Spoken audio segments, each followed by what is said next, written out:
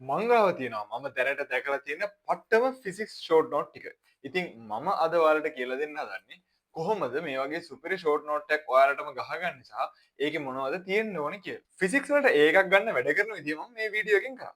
ඉතින් මේ තියෙන මම මේ වීඩියෝ එකේ කතා කරපු ෂෝට් නෝට් පොත් ටික. ඉතින් මේක තමයි මම දැනට දැකලා තියෙන ෆිසික්ස් වලට ගාපු හොඳම ෂෝට් නෝට් මෙතඩ් එක. ඉතින් මුලින් අපි බලමු ෆිසික්ස් කියන ලොකු සිලබස් එක කොහොමද කෑලි 14කට නැත්නම් 12කට වගේ ගානකට කඩාගන්නේ කියලා පොත් 14කට මේක වෙන වෙනම කරන්න. ඉතින් මම මේව පටන් ගන්නවා. යාන්ත්‍ර විද්‍යාවේ කොටස් තුන කෑලි තුනකට කඩා ගන්න. යාන්ත්‍ර විද්‍යාවේ තියෙනවා මුලින්ම අර භ්‍රමණ චලිතයට කලින් වෙනකල් තියෙන ටික වෙනම කොටසක් ගන්න. භ්‍රමණ චලිතය සහ වෘත්ත චලිතය වෙනම කොටසක් ගන්න පුළුවන්. ඊට පස්සේ ඔයාලට තරල නැත්නම් ද්‍රව තියෙන එක. ඒ කියන්නේ ද්‍රව ස්ථිතිය සහ තරල ගතිකය කියන එක වෙනම කොටසකට ගන්න පුළුවන්. ඊට පස්සේ ඔයාලට පුළුවන් දෝලන හා තරංග කියන පාඩමේ දෝලන තරංග කියන එක එක කොටසකට අරගෙන ඊට පස්සේ ආලෝකය කියන කොටස වෙන පොතකට ගන්න. ඒ වගේම ඊට පස්සේ ඔයාලට එන පාඩම තමයි තාපය. ඉතින් ඔයාලට තාපය කොටස් දෙකකට හරි නැත්නම් තාපය එක කොටසකට හරි එක පොතකට හරි ගන්න පුළුවන්. ලොකු ප්‍රශ්නයක් නෑ. මොකද තාපය කියන්නේ පොඩි කැලි ගොඩකින් හදලා තියෙන එක පාඩමක් නිසා. ඊළඟට පදාර්ථයේ ගුණ පාඩමේ කොටස් තුනමත් එක පොතකට ගත්තාම ඇති වෙනවා. ඊට පස්සේ අපිට ඉතුරු වෙනවා ශ්‍රේෂ්ඨ කියන පාඩම. ඉතින් ශ්‍රේෂ්ඨ පාඩමේ ගුරුත්ව ශ්‍රේෂ්ඨ ඊට පස්සේ විද්‍යුත් ශ්‍රේෂ්ඨ වගේම චුම්බක ශ්‍රේෂ්ඨ කියන කැලි තුන වෙනස් පොත් තුනකට ගත්තොත් හොඳයි. ඊට පස්සේ අපිට ඉතුරු වෙන්නේ ධාරා විද්‍යුත් සහ ඉලෙක්ට්‍රොනික්ස් කියන පාඩම් දෙක. ඉතින් ඒ දෙකත් වෙන වෙනම පොත් දෙකකට ගන්න. ඒ වගේම තව එක පාඩමක් ඉදිරි ඉතුරු වෙනවා පදාර්ථය සහ විකිරණය කියන පාඩම. නැත්නම් රේඩියේෂන් කියන පාඩම. ඉතින් ඕකටත් වෙන පොතක් තියාගන්න. ඔන්න ඔය විදිහට ගත්තාම ඔයාලට පොත් 13ක් 14ක් වගේ ගණනක් එයි. පාඩම කඩාගන්න. ඉතින් ඔයාලට කැමති තැන්වලදී මේ කෑල්ල ලොකු වැඩි වගේ දැනුනොත් ඒක කෑලි වලට කඩා ගන්න පුළුවන්. ඉතින් මෙහෙම කඩන එකේ තේරුම තමයි ඔයාලට එක පැයකදී වගේ බලා ගන්න පුළුවන් සෙට් එකක් එක පොතක තියාගන්න එක. එතකොට ඔයා එක පොතක් ගත්තොත් ඒ පොත ඔයාලට පැයක් විතර ඇතුළත බලලා ඉවර කරන්න පුළුවන්. ඉතින් ඒ නිසා ඒක ගොඩක් හොඳයි කෑලි ලොකු ගණනකට කඩා ගන්න එක ඔක්කොම එක ලොකු ෂෝට් නෝට් එක තියෙනවට වඩා. ඉතින් මේ කෑලි වාට තේරෙන ගොඩක් ඒවා කඩලා තියෙන්නේ පාඩමට අනුව. හැබැයි සමහර පාඩම් ටික ලොකු වැඩි නම් කෑලි වලට පොඩ්ඩක් කඩලා තියෙනවා. ඉතින් ලොකුකම අනුව තමයි මේක කෑලි කෑලි වලට කඩා ගන්න පොත් 14ක් වගේ ලොකු ප්‍රමාණයකට මේක කැඩිලා තියෙන්නේ. ඉතින් ඔයාලට වෙලාවක් ආවම ඔයාලට මේ එක පොතක් අරන් බලලා තියන්න පුළුවන් තරම් අර කම්පැක්ට් විදිහට මේක කැඩලා තියෙනවා. ඉතින් අපි බලමු මේ එක පොතක් ඇතුළේ මොනවද තියෙන්න ඕනේ කියලා. ඉතින් අර කිව්ව විදිහට මේක ටොපික්ස් වලට කඩාගත්තට පස්සේ මම කියලා දෙන්නම් ඔයාලට කොහොමද මේකේ ඇතුළේ තියෙන කන්ටෙන්ට් එක හදාගන්නේ කියලා. ඉතින් මුලින්ම මම කැමතියි ඔයාගේ ෂෝට් නෝට් එක පුළුවන් තරම් මයින්ඩ් මැප් එකක් වගේ වෙනවාට. ඉතින් මයින්ඩ් මැප් එක කියන්නේ මෙන්න මේ විදිහට ගන්න ෂෝට් නෝට්ස්. ඒ කියන්නේ මෙන්න මේ විදිහට පාඩමේ තියෙන කෑලි කෑලි අඳලා ගහන ෂෝට් නෝට්ස් තමයි මයින්ඩ් මැප් එක කියන්නේ. ඉතින් මේ මයින්ඩ් මැප් එක ඇතුළට ඔයාලට අවශ්‍යයි කියලා හිතෙන හැමදේම දාන්න. හැබැයි හැමදේම කියද්දි වචන ගොඩක් අකුරු ගොඩක් අර මුළු දුන්න නෝට් එකම පොඩි කරලා ලියලා දාන්න එපා. ඔයා ෂෝට් නෝට් එක හදන්න කලින් තනිකරම මේ පාඩමම තේරුම් ගන්න.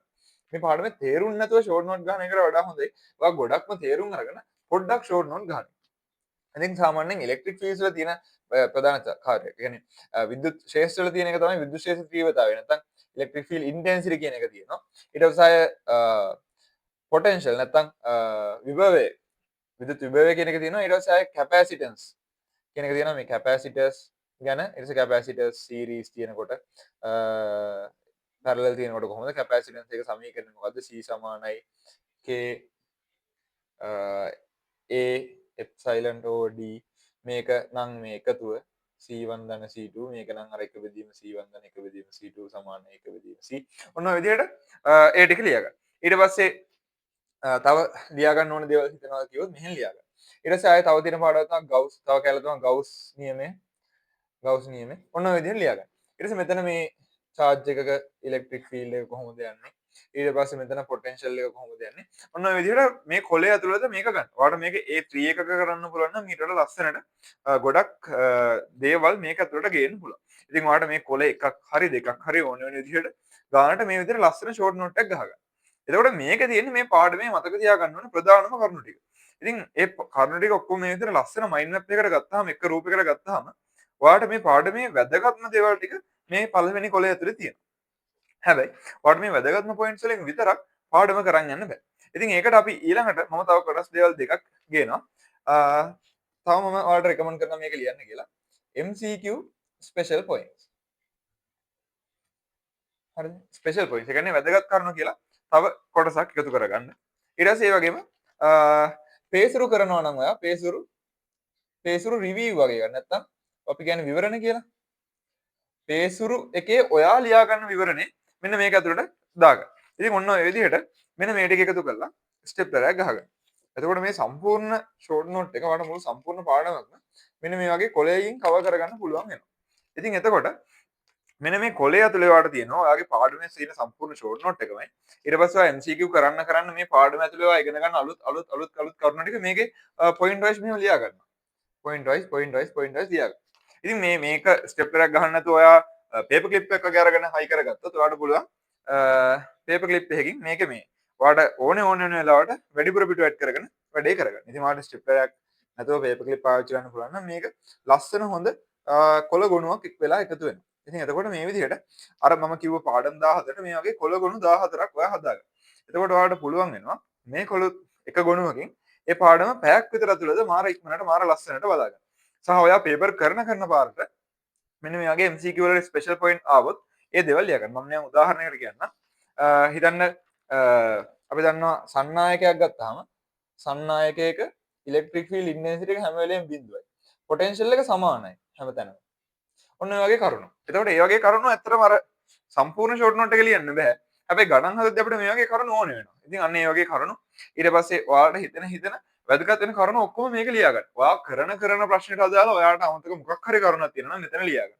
එතකොට ඔයාගේ මේ පිටුව තමයි පේපර්ස් කරද්දී වැදගත්ම පිටුව වෙන්නේ. ඉතින් මේ පිටුවේ තියෙන පොයින්ට්ස් ටික ඔයා බලන් ගියොත් ඔයාලට පුළුවන් වෙනවා ඔයාගේ පාඩම කිසිම ප්‍රශ්නයක් නැතුව MCQ ඔක්කොම ටික හරියට කරගන්න.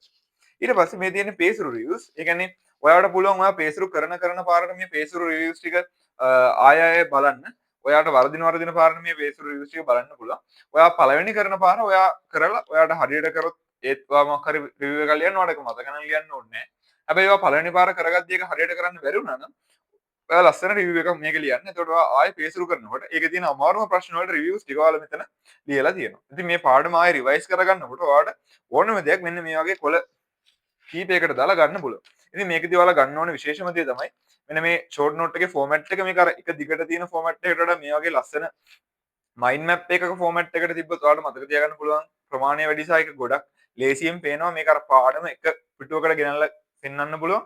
එතකොට එච්චරටම පොඩි පාඩමක් මේක කියලා ඔයාලට තේරෙනවා. ඉතින් මේ ඒ විදිහට ඊට පස්සේ ඔයාලට MCQ ස්පෙෂල් පොයින්ට්ස් ලියවම ඔයාලට ඕනම MCQ පේපර් එකට ලියන්න කලින් මේ පිටුව විතරක් බලන් ගියාම ඔයාලට ගොඩක් දේවල් තේරුම් ගන්න පුළුවන්. ගොඩක් දේවල් මතක් වෙනවා. ඔයා වරද්දාගත්ත ප්‍රශ්න මතක් වෙනවා. ඒ වගේම පේසරු වලදී තිබ්බ අමාරුම ප්‍රශ්න ටිකත් මේ විදිහට මතක් වෙනවා. ඉතින් මේ වගේ දේවල් කන්ටෙන්ට් එකක් ඔයාලට මේ කොලේ ඇතුළට ගන්න පුළුවන් නම් ඔයාගේ භාෂාවෙන් ඔයා හිතන විදිහට මම හිතනවා ඔයාගේ ෆිසික්ස් කියන සබ්ජෙක්ට් එකේ හැම කෑල්ලටම මේ වගේ ලස්සන ෂෝට් නෝට්ස් ටිකක් එකතු වෙයි කියලා. ඉතින් මේ ෂෝට් නෝට්ස් එක වැඩ කරන්නේ කොහොමද? ප්‍රැක්ටිකල් එක වැඩ කරන්නේ කොහොමද කියලා මම අර කලින් කිව්ව වීඩියෝ එකේ මම පෙන්නලා තියෙනවා. ඉතින් ඔයාලා ඒ වීඩියෝ එක බැලුවේ නැත්නම් බලන්න. ඉතින් මේ වීඩියෝ එක මම හැදුවේ ඔයාලට ටොපික්ස් ටික කියලා දෙන්න සහ මේ වගේ ෂෝට් නෝට් එක කන්ටෙන්ට් එක මොන වගේ වෙන්න ඕනද කියලා කියන්න. ඉතින් මම මගේ යාළුවගේ ෂෝට් නෝට් එකත් පෙන්නන්නම්. මම මේ ඔයාලට කියලා දුන්න මෙතඩ් එක එයාගේ ෂෝට් නෝට් එකේ මෙතඩ් එකට වඩා පොඩ්ඩක් ඇඩ්වාන්ස් අතරම. ඊට වඩා ගොඩක් හොඳයි. එයාගේ ෂෝට් නෝට් එක නරකක් නැහැ හොඳයි. ඒ කියන්නේ මේ තියෙන පේසුරු කරපුවා. ඉතින් අර මේ තියෙන පේජ් නම්බර් එකම ලියලා ප්‍රශ්න වලට උත්තර ලියලා තියෙනවා.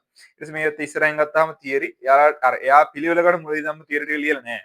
එයාට අමතක වෙන තියරි ටික විතරයි එයා ලියලා දෙන්නේ. ඉතින් ඒ නිසා මම කිව්වා ඔයාලට මුලින් ධම්ම තියරි ලියන්න පුළුවන් නම් හොඳයි කියලා. ඉතින් මේ විදිහට ලියලා තියරි ටික ඔක්කොම මුලින් දාගන්න. ඒ වගේ හදපු ගණන් එහෙමත් අර ස්පෙෂල් ගණන් තියනවා නම් දාගන්න. දැන් දන්නවා සරසුලක මේ මොකද රස්නේ වැඩි වුණාම මොකද වෙන්නේ? පොඩක් පීරි ගාපුවම මොකද වෙන්නේ? මේ දේවල් ටික ලියාගෙන තියෙනවා අමතක වෙනවා නම්. ඊට පස්සේ බීට්ස් හැදෙන්නේ කොහොමද? ඒ වගේ දේවල් ලියාගෙන තියෙනවා. ඊට පස්සේ අර මේ ප්‍රශ්න ලියාගෙන තියෙනවා ඩොප්ලර් ඉෆෙක්ට් අරන් යනවා මේ ලියන්න ඕනේ ඔක්කොම ටික ගානට ලස්සනට ලියාගෙන තියෙනවා. මේ රූප අඳින ඒවා. ඉතින් ඔය වගේ දේවල් ලස්සනට ලියාගෙන තියෙද්දි එයාට ආයෙ මේක බලද්දි මුළු පාඩමේම අවශ්‍ය දේවල් මතක් කරගන්න. මේ වගේ අර ටේබල් එකකට දාගන්න පුළුවන් අර ශබ්දයේ එක ප්‍රවේග එක තැන්වලදී ශබ්ද ප්‍රවේග ධ්වනි ප්‍රවේග ඒ දේවල් ටික මේ ටේබල් එකකට දාගත්තාම ඔක්කොම එකපාර මතක තියාගන්න එහෙමත් පුළුවන්. ඉතින් ඊට පස්සේ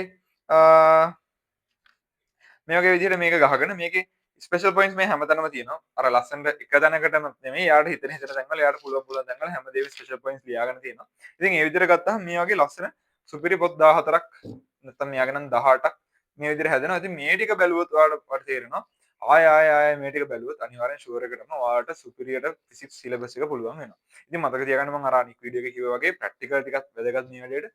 ඉතින් මේ ටිකයි ප්‍රැක්ටිකල් ටිකයි හොඳට එසේ ටිකක් කරොත් ඔයාලට අනිවාර්යෙන් ෆිසික්ස් වලට ඒකක් ගන්න පුළුවන්. ඉතින් ඔයාලට මොන හරි ප්‍රශ්නයක් තියෙනවා නම් අනිවාර්යෙන් කමෙන්ට් එකක් දාන්න. අපි තව ටිකක් මේ ගැන කතා කරමු. ඒ වගේම ඔයා මගේ channel එක subscribe කරලා නැත්නම් subscribe කරන්න. ඒ වගේම මේ වගේ පට්ට වැදගත් වීඩියෝ එකකින් අපි ඉස්සරහට හමු වෙනවා. මම ගියා.